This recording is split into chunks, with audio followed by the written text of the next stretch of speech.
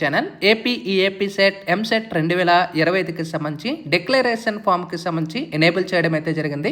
ఎవరికైతే ర్యాంక్స్ అయితే రాలేదో, ఎంతమందికి రాలేదు అండ్ ఏ విధంగా డిక్లరేషన్ ఫామ్ ఫిల్ చేసుకోవాలి, 10+2 మార్కులు ఏ విధంగా అప్లోడ్ చేసే ప్రాసెస్ మీకు వీడియోలో అయితే ఎక్స్ప్లెయిన్ చేస్తాను. వీడియోలోకి వెళ్ళే ముందు ఛానల్ ఎవరైతే ఫస్ట్ టైం ఇచ్చేస్తారో సబ్స్క్రైబ్ అయితే చేయడం అయితే మర్చిపోద్దు. అయితే మనకి ఏపీ సెట్కి సంబంధించి డిక్లరేషన్ ఫామ్ అయితే ఎనేబుల్ చేయడం అయితే జరిగింది. ఎవరైతే మీ యొక్క ర్యాంక్స్ అయితే చూపించలేదో డిక్లరేషన్ ఫామ్ ఫిల్ చేసుకోండి. అంటే ఒక లేటెస్ట్ అప్డేట్ అయితే వచ్చింది, ఇక్కడ చూసుకోవచ్చు. మనకి ఇవాళ న్యూస్ ఆర్టికల్లో 10+2 మార్కులు అప్లోడ్ చేస్తే ర్యాంకుల కేటాయింపు, అంటే ఎవరైతే 10+2 మార్కులు ఎవరైతే ఫిల్ చేసి అంటే డీటెయిల్స్ ఫిల్ చేస్తారో వాళ్ళకి ర్యాంక్స్ అయితే కేటాయిస్తామని చెప్తున్నారనమాట. మనకి ఇక్కడ డీటెయిల్ చూసుకోవచ్చు. ఏపీ సెట్ 2025 ప్రవేశ పరీక్ష ఫలితాలు 10+2 మార్కులు అందుబాటులో లేని కారణంగా సుమారు 15,000 మంది ర్యాంకుల్లో కేటాయింపు జరగలేదని సెట్ కన్వీనర్ వైవి సుబ్బారావు గారు అయితే మంగళవారం తెలపడం అయితే జరిగింది. అంటే ఇక్కడ మనం చూసుకోవచ్చు, 15,000 మంది సుమారు ఈ 10+2 అనేది అప్లోడ్ చేయడం అయితే జరగలేదు అని క్లియర్ చెప్పారు.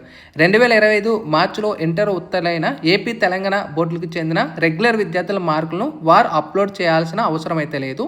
అయితే రెగ్యులర్ విద్యార్థులు ఆల్రెడీ వాళ్ళ ర్యాంక్స్ అయితే కేటాయించేశారు. అయ్యే బోర్డుల నుంచి నేరుగా తీసుకుంటామన్నారు. వారి ర్యాంకుల కేటాయింపు జరగకపోతే సెట్ దరఖాస్తులో తమ ఇంటర్ హాల్ టికెట్ నంబర్ను సరి చేసుకోవాలన్నారు. ఫోన్ లేదా మెయిల్ ఐడి ద్వారా హెల్ప్ డెస్క్ సెంటర్ను సంప్రదించవచ్చు అని చెప్తున్నారు.